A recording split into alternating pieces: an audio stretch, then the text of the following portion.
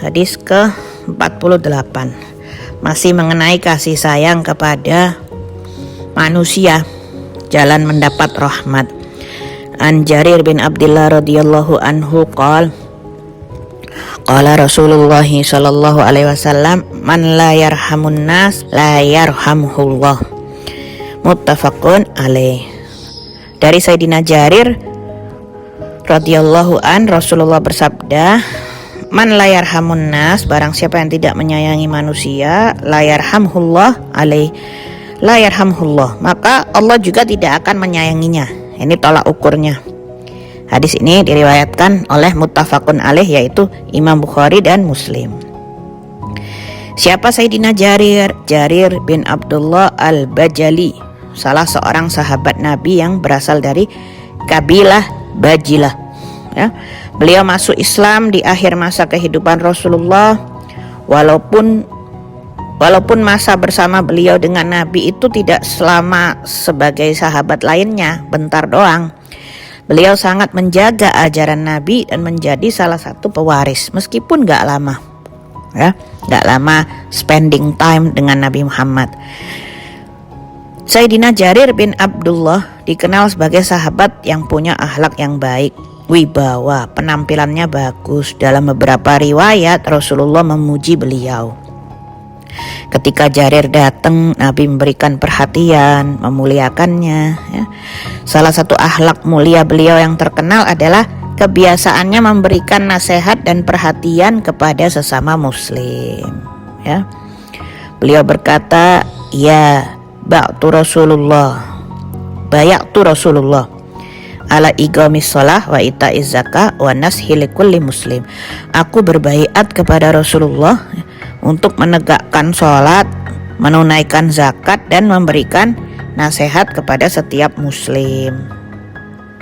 Hari ini ya kita lihat, hal ini menunjukkan bahwa beliau itu memahami Islam bukan hanya sebagai ibadah pribadi. Coba kita lihat, kita relatekan dengan yang sekarang, ya. Tetapi juga kepedulian dan kebaikan kepada orang lain. Jadi menurut beliau Islam itu peduli, gak cuman urusan diri sendiri, yang penting saya baik, saya ibadah, ya udah gitu. Beliau meriwayatkan, ya, hadisnya, Nabi bersabda, man la yarhamun nas, barang siapa yang tidak menyayangi manusia. Kata yarham, rahmah, tadi udah dijelasin. Rahmah kasih sayang, kelembutan, kepedulian, gak tegaan, belas kasih, itu rahmat. Keinginan untuk memberikan kebaikan dan menghilangkan kesulitan. Rahmah itu bukan hanya perasaan dalam hati, ya. Kasih sayang harus terlihat dalam bentuk tindakan, itu rahmah, ya. Peduli. Contohnya membantu orang yang kesulitan, tadi udah dijelasin. Menghibur yang sedang sedih, bicaranya lembut, atau memaafkan kesalahan, memberi makan orang yang lapar, menghormati orang yang lebih tua, menyayangi anak-anak, tidak menyakiti orang lain, menjaga kehormatan sesama, ya. Orang yang memiliki rahmah tidak merasa senang melihat orang lain menderita. Ketika melihat kesulitan, hatinya itu langsung tergerak dan membantu sesuai kemampuan. La yarhamhullah, Allah tidak menyayanginya. Ya, orang gak sayang sama hambanya Allah gak akan menyayangi dia. Ya, kalimat ini merupakan peringatan yang sangat kuat. Seseorang yang tidak memiliki kasih sayang, suka nyakitin, keras hati, gak peduli terhadap penderitaan manusia, sejatinya dia sedang menjauhkan dirinya dari rahmatnya Allah, ya, sedang menjauhkan dirinya dari sebab-sebab turunnya rahmatnya Allah. Namun hadis ini bukan berarti seorang yang pernah bersikap keras atau kurang peduli pasti tertutup dari rahmat Allah selamanya. Tidak, ya, pintu taubat itu senantiasa terbuka. Seorang dapat memperbaiki dirinya dengan taubat, melatih kelembutan, meminta maaf, membantu orang lain, belajar memahami keadaan orang lain, membiasakan memberi dan memaafkan. Jadi pesan dari hadis ini, jika kita berharap rahmatnya Allah, hendaknya kita menjadi orang yang membawa rahmat kepada manusia, ya. Rahmat itu gak hanya kepada orang yang kita sukai, yang kita sayangi. Hadis ini menuliskan annas, manusia, ya.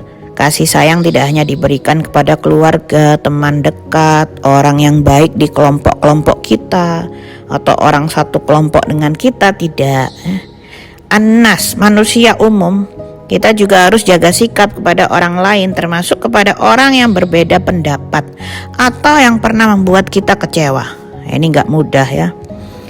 Itu kasih sayang bukan berarti membenarkan semua kesalahan, tapi seorang tetap boleh menasehati dan mencegah kemungkaran, tetapi dilakukan dengan adab dan cara yang baik ya. Karena kasih sayang tidak berarti lemah.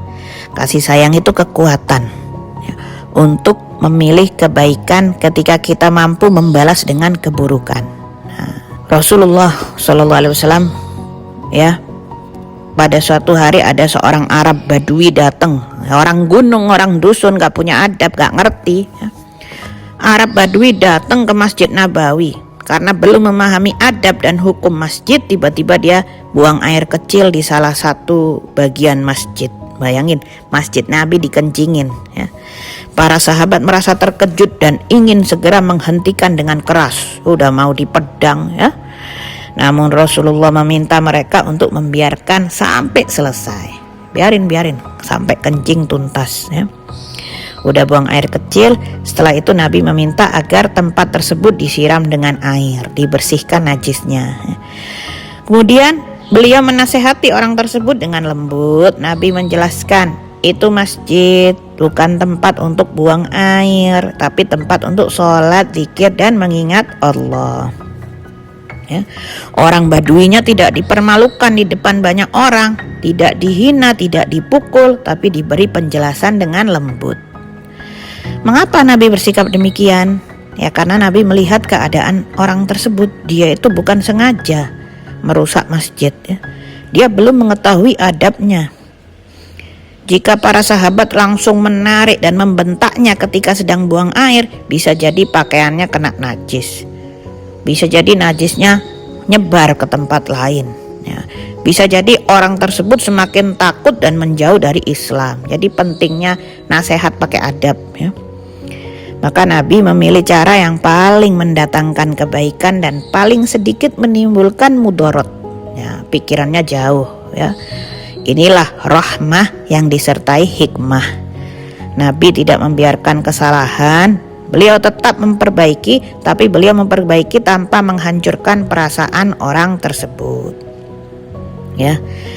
Hadis ini ngajarin man la yarhamun nas la yarhamhullah. Ya, Rasulullah menunjukkan bahwa kasih sayang bukan berarti membiarkan kesalahan. Kasih sayang itu memperbaiki kesalahan dengan cara yang membuat seseorang dapat menerima kebenaran ya. Kadang seorang berkata, saya ingin menasehati gitu, namun cara bicaranya menghina. Kamu tuh gak boleh kayak begini. Nah, mempermalukan, melukai ya, padahal nasihat yang baik harus mengajak seorang mendekat kepada kebenaran, bukan membuatnya semakin menjauh ya. Kayak anak yang selalu dimarahi itu nggak bagus ya. Ada anak nakal di sekolah, sering terlambat, tugasnya nggak selesai ya, mudah marah kepada teman-temannya. Sebagian orang cuman mengenalnya, oh ini anak yang bermasalah itu, anak yang nakal ya. Tapi gurunya nggak langsung memarahinya. Guru itu memanggil dan nanya apa yang sebenarnya terjadi. Mengapa akhir-akhir ini kamu terlambat? Anak itu diam beberapa saat, nangis ya. Kemudian dia bilang, setiap pagi saya harus membantu ibu. Ayahku sudah lama tiada.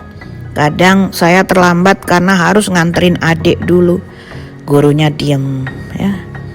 Selama ini dia melihat perilaku anak tersebut, tetapi belum mengetahui beban di belakangnya yang sedang dipikulnya ya.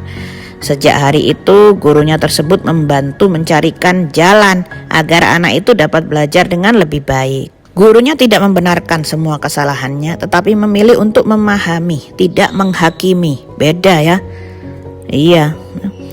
Beberapa bulan kemudian anak itu berubah, jadi mulai rajin belajar, jadi lebih tenang karena perhatian dari gurunya. Ketika ditanya apa yang bikin dia berubah, Dulu semua orang hanya memarahi saya, tapi guruku bertanya apa yang sedang saya alami. Dari pertanyaan empati yang kecil bisa buat perubahan besar. Ya. Hikmahnya terkadang orang tidak membutuhkan hukuman. Hukuman pertama, mereka membutuhkan seorang yang mau mendengarkan, yang mau memahami. Bukan berarti semua kesalahan harus dibiarkan, tidak. Tetapi sebelum menghukum kita perlu mengetahui keadaan. Kasih sayang itu dapat membuka pintu perubahan, tidak dapat dibuka oleh kemarahan. Jadi teman-teman, bentuk rahmah apa yang sudah kita terapkan dalam kehidupan kita sehari-hari? Amalkan dari sesuatu yang sederhana. Senyum kepada orang lain, bicara dengan lembut, mendengarkan keluh kesah yang lagi sedih, khidmah membantu orang tua, menyayangi anak kecil, menghormati yang lebih tua, nengok orang sakit, ngasih makan orang yang lapar, bagi-bagi di jalan, memaafkan kesalahan, tidak mempermalukan orang, itu penting, tidak menyebarkan aib, atau kita mendoakan orang lain. Ya, jangan ngerasa kasih sayang harus selalu berupa sesuatu yang besar. Kadang cuman kalimat kamu tidak sendirian, ya, dapat membuat seseorang kembali kuat. Ya. Pelajaran penting, kasih sayang adalah akhlak utama seorang mukmin. Ya, rahmah nggak cuman hanya perasaan, tapi harus dibuktikan dengan tindakan. Jika kita ingin diperlakukan dengan rahmat oleh Allah, belajarlah menjadi rahmat bagi manusia. Jangan hanya melihat kesalahan seseorang, cobalah memahami luka yang mungkin tersembunyi di baliknya. Ya. Teman-teman yang disayangi oleh Allah, kita semua ingin memperoleh kasih sayang Allah, ya kan? Kita ingin Allah mengampuni kesalahan kita, ya kan? Ya. Kita ingin Allah menolong kita ketika hidup kita terasa berat khususnya, ya kan? Iya. Ya, kita ingin Allah menguatkan ketika hati kita lemah. Benar jalannya. Kamu lakukan itu semua kepada hambanya Allah, kamu bakal dapat. Ya. Man la yarhamun nas la yarhamhullah. Mari kita tanya pada diri kita sendiri, apakah kehadiran kita membuat orang lain merasa aman atau justru takut, ya? Apakah lisan kita menguatkan atau justru melukai? Apakah kita memaafkan atau senang banget menyimpan-nyimpan kesalahan orang? Apakah kita peduli ketika melihat orang lain kesulitan? Ya, jangan sampai kita meminta rahmat kepada Allah tetapi menjadi sebab kesedihan bagi manusia. Gak rahmat sama orang lain. Jangan sampai kita berharap dimaafkan tetapi kita sulit memaafkan. Jangan sampai kita ingin dimengerti tetapi tidak mau mengerti orang lain, ya. Selama masih diberi kesempatan, jadilah orang yang membawa kelembutan. Jadilah tempat orang lain ngerasa dihargai. Jadilah sebab orang lain kembali berharap. Karena mungkin satu kebaikan kecil yang kita lakukan hari ini menjadi sebab Allah melimpahkan rahmatnya kepada kita, ya, pada hari-hari kita, pada saat kita membutuhkan nanti, ya. Jangan hanya berharap menjadi orang yang dicintai. Jadilah orang yang kehadirannya membuat manusia merasa disayangi. Mungkin ini saja yang bisa saya sampaikan pada kesempatan kali ini. Jumpa lagi di besok insyaallah. Wal afu minnakum. Terima kasih atas perhatiannya. Assalamualaikum warahmatullahi wabarakatuh.